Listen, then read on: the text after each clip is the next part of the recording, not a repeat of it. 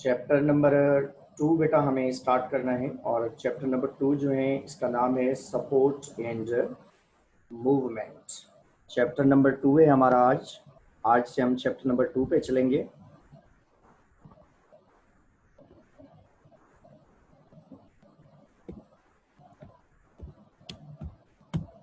Chapter number 2 पे आज हम चलेंगे और चैप्टर नंबर 2 का नाम है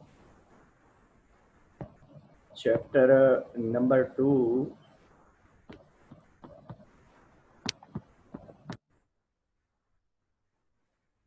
सपोर्ट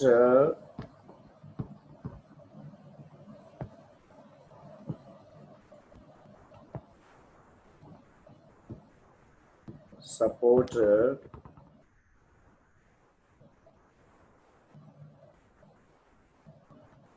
सपोर्ट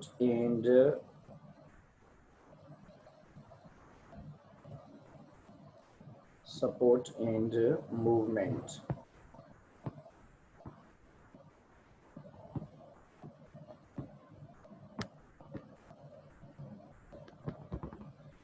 चैप्टर नंबर 2 है बेटा हमारा और इस चैप्टर का नाम है support and movement. Support means sustain against the gravity. Gravity के अगेंस्ट में अपने आप को रोक सकना या अपनी बॉडी को मेंटेन कर सकना, ऐसी कंडीशन को हम नाम देते हैं कि ये सपोर्ट है। सपोर्ट हम किस चीज़ को कहते हैं? Organism maintain body position against the gravity,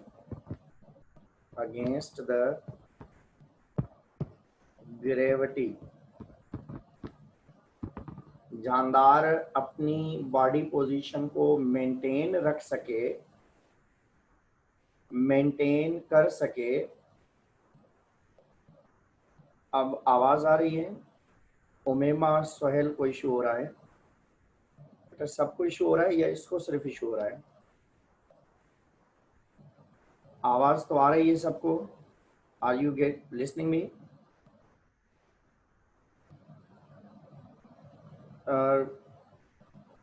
बेटा आपका अपना इशू है उमेमा। आप जो है रीज्वाइन करें, क्लास को क्विट करके फिर दोबारा रीज्वाइन करें तो आपका इशू सॉल्व हो जाएगा। तो बाकी सबके पास आ रही है आवाज़। स्टूडेंट कह रहे हैं कि उनके पास आवाज़ आ रही है मेरी। तो अगर आपका इशू है तो आप जो है अपनी जो अटेंडेंस है वो क्विट करके मीन्स दोबारा ज्वाइन करें। रीज्वाइन करेंगे तो फिर दोबारा आपका इशू सॉल्व हो जाएगा।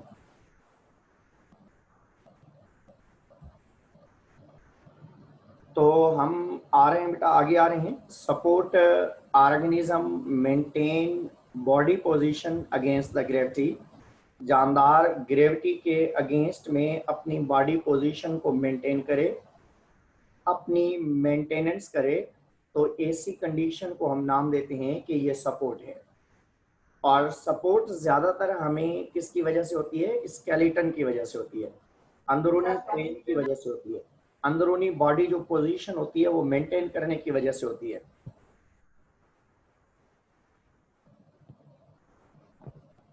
Skeleton is responsible to give support and maintain body frame, or we can say shape। तो आपकी बॉडी को खड़े होने की जो एबिलिटी है, मीन्स आप इरेक्ट हो पाते हैं, आप जो ज़्यादातर कहीं पे भी अवेलेबल हैं। तो मीन्स फॉर एग्जाम्पल किसी बंदे की टांग टूटी हुई है तो वो बंदा चल फिर नहीं सकता। क्यों? क्योंकि वो अपने बोन्स को प्रॉपरली मेंटेन नहीं करवा पा रहा। बोन के टूटे होने की वजह से उसकी बॉडी पोजीशन मेंटेन नहीं हो रही। तो नॉर्मली हमारी बॉडी पोजीशन को मेंटेन करने के लिए हमारे पास कौन सी चीज पाई जाती है? We have the different type of bones that are internally present in your body. आपकी बॉडी के अंदर स्केलेटन पाया जाता है और वो स्केलेटन आपकी बॉडी का फ्रेम बनाता है। मीन्स आप अगर ह्यूमन इस तरीके से हैं जैसे आप नजर आते हैं, जो आप अपने आप को खूबसूरत समझते हैं, वो किसकी वजह से? दैट्स ड्यू टू द, हाँ सर फरहान यही पढ़ा रहे हैं, मगर वो आपको सारी चीजें नहीं पढ़ाएंगे, वो बॉटनी वाला पोर्शन पढ़ाएंगे आपको, एनिमल्स नहीं पढ़ाएंगे आपको।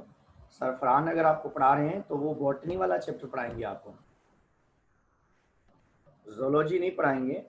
जोलॉजी, इसमें जो जोलॉजी का पोर्शन है वो हम पढ़ेंगे। ह्यूमन स्केलेटन मैं बता रहा हूँ कि हमें क्या पढ़ना है इस चैप्टर के अंदर, वो आप समझ जाएंगे कि हमें क्या पढ़ना है। तो सपोर्ट एंड मूवमेंट के लिहाज से आपकी बॉडी, हम इसको according to the human animals हम इसको डिस्कस करेंगे। हमारा प्लांट के साथ रिलेटेड नहीं है ये condition, we are here concern with the zoology. तो जोलॉजी के लिहाज से हम इसको डिस्कस करेंगे कि ये क्या है। स्केलेटन आपकी बॉडी को सपोर्ट करता है, आपकी बॉडी पोजीशन को मेंटेन करता है, आपकी अंदरूनी जो जो स्ट्रेंथ है, जो आपको ताकत अंदरूनी मिल रही है, वो किसकी वजह से मिल रही है? That's due to your skeleton.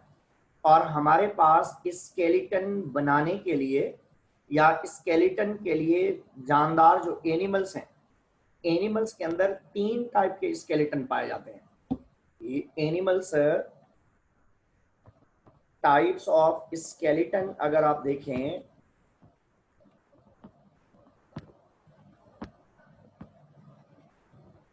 Skeleton means frame, जो आपकी बॉडी शेप बनाए।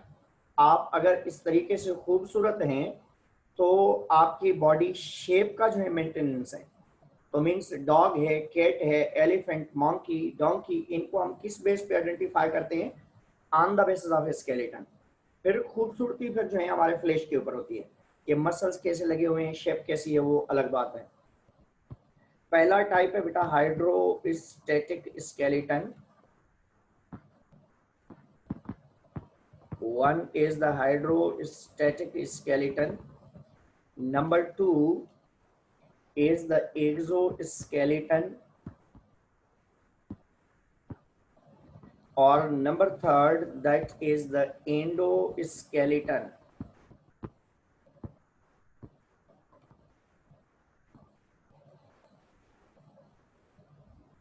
तो स्केलेटन जो है हमारे पास, स्केलेटन 3 टाइप्स के हैं। One is the hydrostatic skeleton, other one is the exoskeleton, third one is endoskeleton. हम इस चैप्टर के अंदर हाइड्रोस्टैटिक स्केलेटन को डिटेल में पढ़ेंगे, एक्सोस्केलेटन को डिटेल में पढ़ेंगे, और सबसे ज्यादा जो डिटेल होगी वो एंडोस्केलेटन की होगी, क्योंकि हम ह्यूमन एंडोस्केलेटन कंप्लीट पढ़ेंगे कि ह्यूमन के अंदर कौन कौन से ऑर्गन पाए जाते हैं, इंसान के अंदर कौन कौन से जो है बॉडी पार्ट्स किस तरीके से हैं। तो ये तमाम चीजें हम इंशाल्लाह ह्यूमन के लिहाज से डिस्कस करेंगे कि इंसान की बॉडी के अंदर कौन कौन से स्केलेटन के लिहाज से कौन से ऑर्गन किस तरीके से पाए जाते हैं, वो आप जर्नली डिस्कस करेंगे। तो हाइड्रोस्टैटिक स्केलेटन वो स्केलेटन है जो लिक्विड से भरा हुआ है, जो वॉर्म्स के अंदर पाया जाता है। हाइड्रोस्टैटिक स्केलेटन है वो स्केलेटन है जो हाइड्रो मीन्स पानी, स्टैटिक कंडीशन है, पानी से भरा हुआ एक बैलून लाइक स्ट्रक्चर, जैसे अर्थवर्म है या जैसे कुछ निडेरियंस आप पढ़ रहे हैं, या उसके बाद एनिलिड्स हैं, एनिलिड्स हैं, या उसके बाद आपके पास नेमाटोड्स हैं, प्लेटिहेल्मिन्थस के जानदार हैं, उनमें हाइड्रोस्टैटिक स्केलेटन है। एक्सोस्केलेटन जानदार की बॉडी के बाहर कवरिंग पाई जाती है, एक्सटर्नली कवरिंग पाई जाती है। जैसे आपके पास स्नेल्स आ जाते हैं, स्नेल्स के ऊपर शेल पाया जाता है, उसके बाहर एक्सटर्नली एक कवरिंग पाई जाती है, उसको हम एक्सोस्केलेटन कहते हैं। एंडोस्केलेटन का मतलब है जो आपकी बॉडी के अंदर हड्डियां हैं, इंटरनली बोन्स पाए जाते हैं, ये एंडोस्केलेटन है। ये सिर्फ मैं नाम बता रहा हूँ, इनको हम डिटेल में पढ़ेंगे कि ये हैं क्या, किस किस जानदार में कौन सा स्केलेटन पाया जाता है, ये भी हमें डिटेल में ही डिस्कस करना है कि ये किस तरीके से हमारे पास अवेलेबल है। इसके बाद हम आते हैं कि हम जो मूव करते हैं, what do you mean by movement and locomotion? दो टर्म्स हैं बेटा इस जगह पे, one is movement and other one is locomotion. एक है मूवमेंट और दूसरा है लोकोमोशन। मूवमेंट और लोकोमोशन में क्या फर्क है ये आप जो है देख सकते हैं। मूवमेंट हम किस चीज को कहते हैं? मूवमेंट कहा जाता है कि move from means move their body parts organs, means आपके हाथ हैं ये आप मूव करा रहे हैं, ये आपकी मूवमेंट है। आप जो चल फिर रहे हैं एक जगह से दूसरी जगह तक जा रहे हैं ये आपकी लोकोमोशन है। Locomotion is concerned with the displacement या डिस्टेंस, जबकि मूवमेंट में क्या है? Move body parts, move body parts और यू कैन से ऑर्गन्स। आप जो अपनी बॉडी के तमाम पार्ट्स मूव करा रहे हैं तो उसको हम नाम देते हैं कि ये मूवमेंट है। तो प्लांट्स के अंदर मूवमेंट होती है, लोकोमोशन नहीं होती। प्लांट्स के अंदर मूवमेंट होती है, मगर उस मूवमेंट में भी प्लांट के अंदर ग्रोथ मूवमेंट होती है। मीन्स प्लांट इतना है तो अब ये ग्रो करेगा, इतना हो जाएगा, फिर इतना हो जाएगा। तो ये बढ़ने वाली जो कंडीशन है इसके लिए हम वर्ड यूज करते हैं कि that is a movement. Movement का मतलब है कि बॉडी पार्ट्स को मूव कराना, मीन्स अपने बॉडी पार्ट्स या अपने ऑर्गन्स को जो है मूव करना। तो ऐसी कंडीशन के लिए हम वर्ड यूज करते हैं कि ये मूवमेंट है। Locomotion is concerned with the displacement,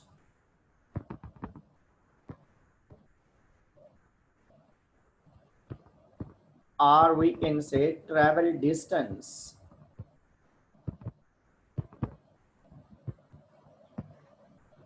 Change body position from one place to in other place.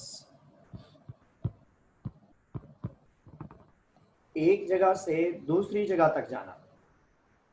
Locomotion displacement या ट्रैवल डिस्टेंस के लिए कहा जाता है। आप लोकोमोशन करते हैं मीन्स आप घर से कॉलेज जाएं, कॉलेज से मार्केट जाएं, मार्केट से जो है ऑफिस जाएं, तो ये आपकी जो बॉडी पोजीशन चेंज हो रही है, दिस इज अ लोकोमोशन। तो ह्यूमन लोकोमोट करते हैं, ह्यूमन में लोकोमोशन होती है। एनिमल्स ऑलमोस्ट जो है लोकोमोशन करते हैं। तो इस चैप्टर के लास्ट जो टॉपिक्स हैं वो कुछ जानदारों के अंदर लोकोमोशन भी हमें डिस्कस करनी है। मूवमेंट का मतलब क्या है कि अपने ऑर्गन्स को मूव करना, अपने बॉडी पार्ट्स को मीन्स मूव कराना, और लोकोमोशन का मतलब है एक जगह से दूसरी जगह तक जाना। अब बेटा याद रखेंगे कि लोकोमोशन या मूवमेंट हम करते क्यों हैं, रीजन क्या है? लोकोमोशन या मूवमेंट करने के पीछे रीजन इरिटेशन है। इरिटेशन मीन्स स्टिम्युलाई या स्टिम्युलस है। क्या है? स्टिम्युलाई या स्टिम्युलस है। मीन्स आप कहीं पे बैठे हुए हैं, जितने तक आपकी बॉडी के अंदर जो है कोई स्टिमुलस नहीं आता, आपकी बॉडी के अंदर कोई स्टिमुलस नहीं आता, कोई इंफॉर्मेशन आपकी बॉडी के अंदर नहीं आती, तो इतने तक आप जो है कॉमनली बैठे रहते हैं। तो stimuli means that create irritation in your body. हमारी बॉडी के अंदर जो इरिटेशन होती है, एक अंदरूनी चुभन सी होती है कि भाई हम इधर बैठे हुए हैं तो क्यों बैठे हुए हैं। आप जो है एक चेयर पे बैठे हुए हैं, फिर 2 मिनट के बाद 10 मिनट के बाद दूसरी चेयर पे जाकर बैठते हैं, फिर बेड पे जाकर बैठते हैं, फिर बेड से जो है सोफे में आकर बैठते हैं। फिर ये जो मूवमेंट आपकी चलती रहती है, ये मूवमेंट आपकी अंदरूनी चुभन की वजह से, और उस चुभन को हम नाम देते हैं इरिटेशन। और ये इरिटेशन जो क्रिएट होती है that is due to the stimuli की वजह से। स्टिम्युली या स्टिम्युलाई की वजह से, स्टिम्युलाई हम कहते हैं एनी डिटेक्टेबल इंफॉर्मेशन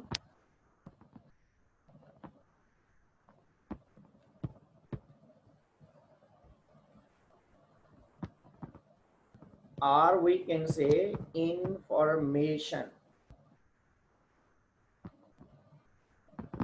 कोई भी इंफॉर्मेशन हो, कोई भी इंफॉर्मेशन हो, तो उस इंफॉर्मेशन के लिए हम वर्ड यूज करते हैं कि डिटेक्टेबल इंफॉर्मेशन हो, और उस डिटेक्टेबल इंफॉर्मेशन के लिए हम नॉर्मली यूज करते हैं कि ये स्टिमुलाई या स्टिमुलस है। तो स्टिमुलाई या स्टिमुलस जो डिटेक्टेबल इंफॉर्मेशन है हमारे पास, उसके लिए कॉमनली हम वर्ड यूज करते हैं। तो हमारे पास नॉर्मली जो डिटेक्टेबल इंफॉर्मेशन है उसके लिए कॉमनली हम यूज करते हैं। तो डिटेक्टेबल इंफॉर्मेशन को हम नाम देते हैं कि ये स्टिम्यूली या स्टिमुलाई है। और ये स्टिमुलाई वाली जो कंडीशन हमारी बॉडी के अंदर पाई जाती है, इसको अगर हम देखें तो बॉडी के अंदर जो स्टिमुलाई वाली कंडीशन है उसको हम इंफॉर्मेशन कहते हैं। बेटा ये इंफॉर्मेशन जो हमारे पास है, इस इंफॉर्मेशन के दो टाइप्स होते हैं, एक स्टिमुलस इंटरनल होती है, दूसरी इंफॉर्मेशन एक्सटर्नल होती है। तो इंटरनल और एक्सटर्नल इंफॉर्मेशन के लिहाज से आप अगर देखें, एक्सटर्नल और इंटरनल स्टिमुलाई के लिहाज से आप देखें तो स्टिम्यूली या स्टिमुलाई की हम बात करते हैं, तो one is internal stimuli and other one is external stimuli. जो इंटरनल स्टिमुलाई है आपके पास या हमारे पास,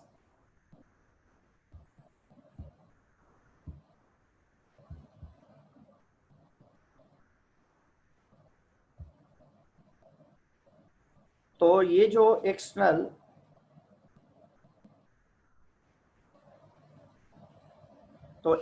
और इंटरनल जो स्टिमुलाई है हमारे पास, ये बॉडी के लिहाज से हम नाम लेते हैं कि ये इंफॉर्मेशन है, डिटेक्टेबल इंफॉर्मेशन। कोई भी डिटेक्टेबल इंफॉर्मेशन अगर हमारे पास है तो उसके लिए हम वर्ड यूज करते हैं कि ये स्टिमुलाई बेटा one is the internal and other is the external. जो इंटरनल स्टिमुलाई हैं वो आपकी बॉडी के हार्मोन्स हो सकते हैं, वो आपकी बॉडी के अंदर कुछ केमिकल सिक्रिएशंस हो सकती हैं, या थिंकिंग के लिहाज से सोच आ सकती है आपकी बॉडी के अंदर। तो अंदरूनी जो चुभन होती है, इस चुभन की वजह से इरिटेशन उसको हम कहते हैं, क्या कहते हैं, internal stimuli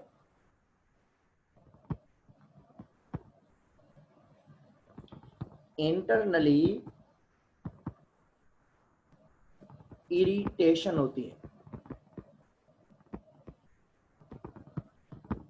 In order to change body position,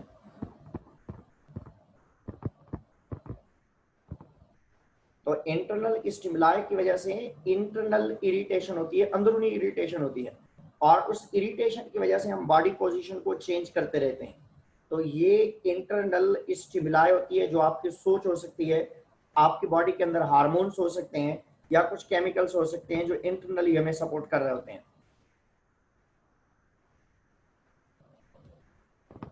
हमारे पास लोकोमोशन का मतलब है डिस्प्लेसमेंट, और वीकेंड से मूवमेंट के लिहाज से हम नाम देते हैं लोकोमोशन। तो लोकोमोशन के लिहाज से हम नॉर्मली इस तरीके से, लोकोमोशन का मतलब है displacement, travel distance, change body position from one place to another place के लिहाज से हम नाम देते हैं। स्टिमुलाई का कहा जाता है एनी डिटेक्टेबल इंफॉर्मेशन, कोई भी इंफॉर्मेशन जो हम डिटेक्ट कर पाते हैं या उसको हम कलेक्ट करके अपनी बॉडी पोजीशन में तब्दीली ला सकते हैं, कोई चेंज ला सकते हैं। तो स्टिमुलाई इंटरनल स्टिमुलाई, और दूसरी होती है एक्सटर्नल। इंटरनल तो हो गया, एक्सटर्नल जो स्टिमुलाई आपके पास हैं, एक्सटर्नल स्टिम्यूली या स्टिमुलाई, वो आपके पास लाइट है, टेम्परेचर है, वाटर है, और उसके बाद जो है बहुत सारी और चीज़ें हैं। लाइट, टेम्परेचर है, वाटर है, या उसके बाद जो है कोई ऑर्डर या स्मेल है।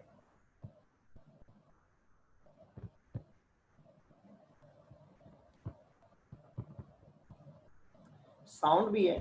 तो ये एक्सटर्नल स्टिमुलाई कहलाते हैं।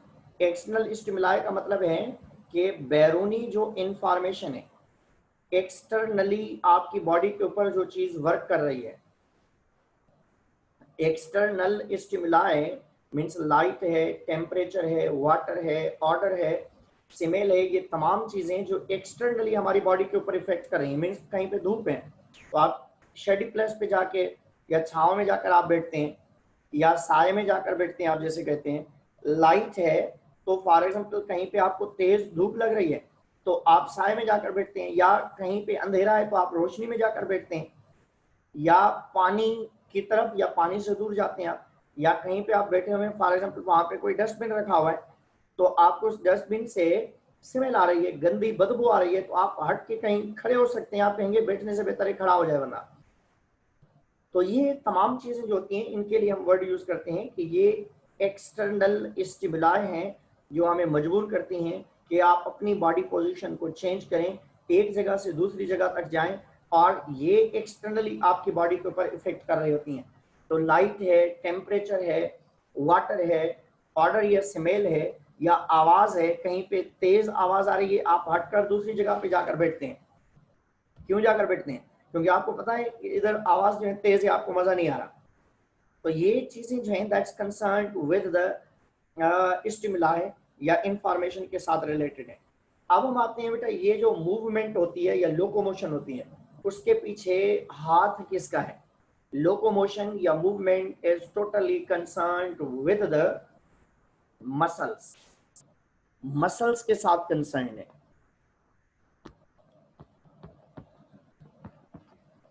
Locomotion and movement supported by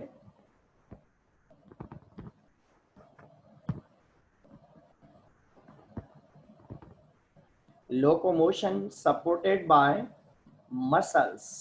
तो हमारी बॉडी के अंदर मसल्स पाए जाते हैं। आप अगर एक जगह से दूसरी जगह तक जाना चाहते हैं तो आपके मसल्स आपके बोन्स को खींचेंगे अपनी तरफ, फिर छोड़ेंगे, फिर खींचेंगे, फिर छोड़ेंगे, तब जाकर आपकी बॉडी मूव हो सकती है। तो मसल्स का काम क्या है? मसल्स जो हैं कंट्रैक्शन एंड रिलैक्सेशन करती हैं।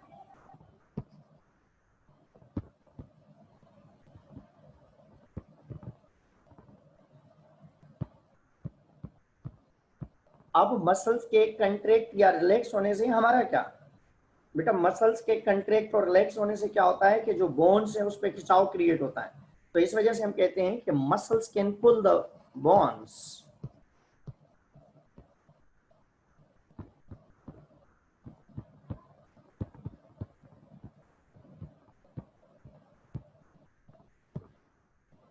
But can not push. Keep in mind, muscles जो हैं बोन्स को अपनी तरफ खींच सकती हैं, फिर उसी बोन को रिवर्स बैक नहीं कर सकते। मीन फॉर एग्जाम्पल मेरा ये हाथ है, इस जगह पे आप देखें तो मसल्स ये इस जगह पे ये कंट्रैक्ट हो रही हैं तो ये अपनी तरफ खींचेंगे इधर, मगर यही मसल्स इसको वापस धक्का नहीं दे सकती, रिवर्स बैक नहीं कर सकते हैं, इसको पुश नहीं कर सकती हैं। क्यों? क्योंकि muscles can pull only. Muscles की नेचर क्या है कि कंट्रैक्ट होकर उसको खींचना, पुश नहीं कर सकती हो। अब जो है मसल्स पर ये खुल भी रही हैं इस तरीके से, तो ये वाली जो बैक साइड पे मसल्स हैं ये अलग हैं, ये अपनी तरफ खींच रही हैं इसको, तो ये वाली मसल्स जो हैं इसको अपनी तरफ खींच रही हैं। तो मीन्स ये मसल्स अलग काम कर रही है। फॉर एग्जाम्पल मेरी गर्दन इस तरफ जा रही है तो ये वाले जो मसल्स हैं ये कंट्रैक्ट हो रहे हैं। अब दोबारा मैं इसको अगर इस तरफ खींच रहा हूँ तो ये खुद इन मसल्स की वजह से नहीं आ रहे हैं, ये इस जगह पे दूसरे मसल्स हैं वो कंट्रैक्ट हो रहे हैं ऐसे, इस तरीके से देखें, यहाँ ऊपर ये गर्दन जा रही है, नीचे आ रही है ये। तो ये क्या कंडीशन है? That's totally concerned with the movement. Movement या लोकोमोशन जो आपकी है that is totally concerned with the movement of your bones, sorry movement of contraction of your muscles. अगर मसल्स कंट्रैक्ट होते हैं, मसल्स जो है कंट्रैक्ट होते हैं तो बोन्स को खींचते हैं अपने तरफ, या बोन्स अपने तरफ खींचे जाते हैं उसकी तरफ, तो वो एक मूवमेंट दिखाता है या उसकी जो है मूवमेंट होती है। तो आप कह सकते हैं कि muscles can pull but can not push the bones. Means for example ये आपकी जो है उंगली है, इसको भी आप अगर क्लोज कर रहे हैं तो ये क्लोज किसकी वजह से हो रही है? इस जगह पे मसल्स कंट्रैक्ट हो रही हैं उसकी वजह से। अब इसको अगर रिवर्स बैक करना है तो ये मसल्स इसको वापस नहीं भेज सकती, ये अपनी तरफ खींच सकती हैं इधर, मगर it can not push reverse back. Reverse back के लिए बैक साइड पे अलग मसल्स पाए जाते हैं जो इसको इस तरफ खींचने के लिए इधर मसल्स, और इस तरफ खींचने के लिए इधर मसल्स पाए जाते हैं, इस तरफ।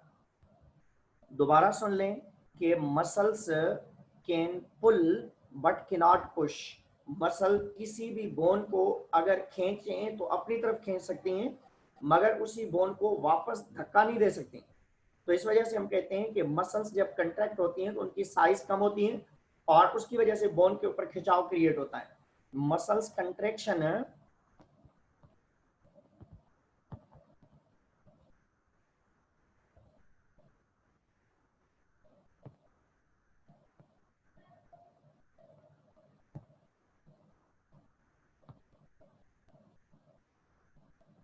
Muscles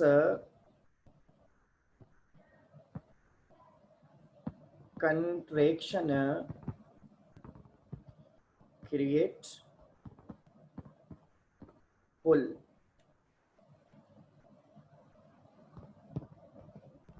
because in contraction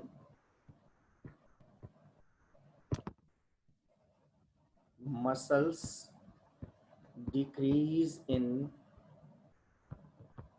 length।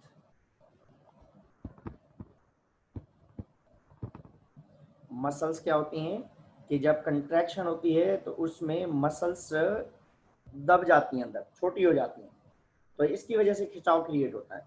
Muscles की जो कंट्रैक्शन होती है उसकी वजह से खिंचाव क्रिएट होता है। तो मसल्स की कंट्रैक्शन की वजह से खिंचाव क्रिएट होता है, मसल्स की रिलैक्सेशन की वजह से नॉर्मली ऐसी कंडीशन नहीं होती, तो रिलैक्सेशन फिर वो नॉर्मल चला जाता है। तो muscles can pull but can not push, keep in mind. आप जहन में रखेंगे कि मसल्स किसी भी बोन को अपनी तरफ खींच सकता है और उसी बोन को रिवर्स धक्का नहीं दे सकता, वापस नहीं भेज सकता। उसके लिए फिर अलग मसल्स हैं, वो अपनी तरफ खींचेंगे उसको। बेटा मसल्स जो हमें पढ़ने हैं इस जगह पे,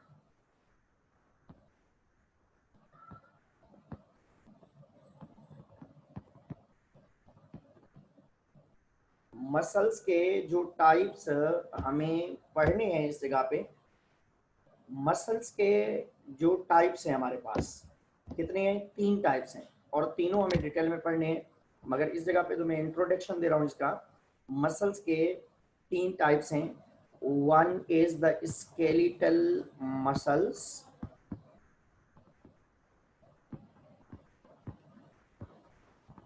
and second one are the smooth muscles,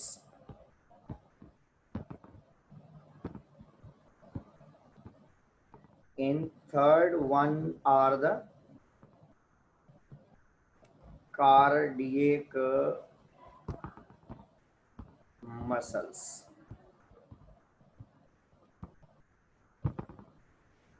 one is the skeletal muscles, number 1 पे है स्केलेटल मसल्स। बेटा स्केलेटल मसल्स वो मसल्स हैं जो हमारी बॉडी के स्केलेटन के साथ कनेक्टेड हैं, जो आपकी हड्डी के साथ, बोन्स के साथ, आपके हड्डी और बोन्स के साथ तमाम जो मसल्स कनेक्टेड हैं, that are known as a skeletal muscles. Muscles attached with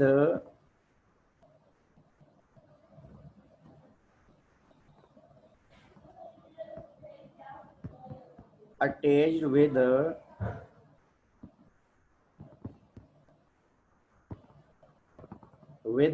bones, or you can say skeleton। अब बेटा आप याद रखेंगे कि स्केलेटन जो बोन्स हैं हमारी, जो हमारी हड्डियां हैं, जो हमारे बॉडी पार्ट्स हैं, उनके साथ जो हमारे मसल्स अटैच्ड हैं उनको हम नाम देते हैं स्केलेटल मसल्स। स्केलेटल मसल्स जो हैं हमारे बोन्स, हमारे कार्टिलेजेस, अंदरूनी जो बॉडी के अंदर जो चीज़ें मौजूद हैं उनको हम नाम देते हैं कि ये स्केलेटल मसल्स। मीन्स स्केलेटन के साथ तमाम बॉडी पार्ट्स जो आपकी मर्जी से मूव कर रहे हैं। देखिए गर्दन मूव कर रहा है मेरा, या मेरे हाथ जो हैं ये मूव कर रहे हैं, तो तमाम बॉडी पार्ट्स जो आपके मूव कर रहे हैं, ये तमाम बॉडी पार्ट्स जो आपके मूव कर रहे हैं, that's due to the skeletal muscles. आपकी हड्डियां, आपके बोन्स, उनके साथ जो भी मसल्स अटैच्ड हैं, उन मसल्स को हम नाम देते हैं कि वो स्केलेटल मसल है, और ये आपकी मर्जी के मुताबिक काम करते हैं। That's why we can say that are the voluntary. इन मसल्स को हम नाम देते हैं वॉलंटरी मसल्स, इसका दूसरा नाम है। ऐसी मसल्स जो आपकी मर्जी के मुताबिक काम करें, या आपके कहने पे काम करें, या आपकी विश पे काम करें, उन मसल्स को हम नाम देते हैं कि ये स्केलेटल मसल्स हैं। और इस चैप्टर के अंदर, चैप्टर नंबर 2 में, स्केलेटल मसल्स की हमें डिटेल में स्टडी करनी है कि हमारी बॉडी के अंदर स्केलेटल मसल्स जो हैं कैसे होते हैं, उनकी स्ट्रक्चर कैसी है, उनकी कंपोजिशन कैसी है, उनका काम क्या है, और किस तरीके से कंट्रैक्ट और रिलैक्स होते हैं। ये तमाम चीज़ें हमें डिटेल में पढ़नी है। हमें इस चैप्टर के अंदर skeletal muscles, human skeletal muscles काम कैसे करती हैं, वो हमें डिटेल में पढ़ना है कि स्केलेटन में मसल्स हैं कैसी, उनकी शेप कैसी है, उनका काम क्या है, वो किस किस तरीके से जो है हमारे पास अवेलेबल हैं। तो स्केलेटल मसल्स जो हैं हमें ह्यूमन के अंदर डिटेल में पढ़नी है कि स्केलेटल तमाम मसल्स जो आपके कंट्रोल में हैं, आपकी विश, आपकी मर्जी के मुताबिक काम कर रहे हैं, उन मसल्स को हम नाम देते हैं कि वो स्केलेटल मसल्स हैं। नंबर 2 पे हम आते हैं बेटा स्मूथ मसल्स। बेटा आपकी विश मीन्स मैं चाहूं तो ये गर्दन ऐसे मूव कर रहा है, तो ये स्केलेटल मसल्स की वजह से। चाहूं तो ये ऊपर मूव कर रहा है, स्केलेटल मसल्स की वजह से। ये नीचे कर रहा है इसके, और उसके बाद ये हाथ में ऊपर कर रहा हूं तो ये इन स्केलेटल। जो स्मूथ मसल्स हैं वो आपकी मर्जी के मुताबिक काम नहीं करते हैं, उनकी अपनी मर्जी ब्रेन के मुताबिक होती है। एक ऑटोमेटिक सिस्टम बना हुआ है, उस तहत काम करते हैं। स्मूथ मसल्स जो हैं ये इनवॉलंटरी होते हैं, ये हमारे कंट्रोल में नहीं है। आपने ये पाए कहां जाते हैं, that are present in boneless